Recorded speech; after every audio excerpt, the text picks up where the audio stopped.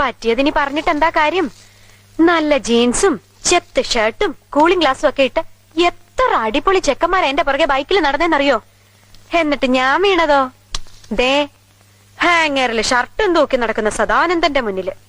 അതെന്താടി നീ അങ്ങനെ പറയണേ?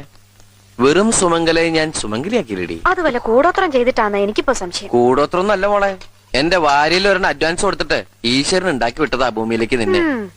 മംഗല്യപ്പൊരുത്ത് 1 2 അല്ല 9 ആണേ. ആ പിന്നെ ഈ ആഴ്ച നിനക്ക് നല്ലതാ, എനിക്കത്ര പോരാ. വരുമാനം കൊണ്ട് ചെലവ് നടക്കും, നല്ല കാലത്ത് ഗുണം ചെയ്യും, സ്വിച്ച് ഇട്ടാ ലൈറ്റ് കത്തും എന്നൊക്കെയല്ലേ? കളിയാക്കലൊക്കെ പിന്നെ. ഇന്നേ ഒരെണ്ണം ദിവസാ, നീ പോയി ശകലം നിന്നേ. പിഴച്ചു കഴിഞ്ഞാൽ എല്ലാം തീർന്നു. എന്താ ഈ പശു ഇങ്ങനെ കരയണേ? കഴിഞ്ഞ ആഴ്ച ഏലസ് പണിക്കരെ കൊണ്ട് മന്ത്രിച്ച് കെട്ടിച്ചാണല്ലോ. ഈ കരച്ചിലിന് ഏലസ് കെട്ടിയിട്ടൊന്നും കാര്യമില്ല. അതെന്താ? അതെന്ത് പറഞ്ഞ കരയണെന്നറിയോ? I love you. അടുത്തതിന് സമയായേ. എന്നിട്ട് നീ എന്താ കരയാത്തെ? ഞാൻ കരയണൊക്കെ ഉണ്ട്, പക്ഷെ നമ്മുടെ കരച്ചില് കേൾക്കേണ്ട ആള് കട്ടില് കണ്ടാ പിന്നെ നബീസ്ത പറഞ്ഞ പോലെ ഹള്ളാ പടച്ചോനേന്ന് പറഞ്ഞ് കൂർക്കം വലിച്ച് ഒറ്റ കിടപ്പല്ലേ. എന്നാ അങ്ങനെ കിടക്കുമ്പോ ഈ പശുവിനെ പറഞ്ഞൂടെ ഉറങ്ങണ്ടാന്ന്?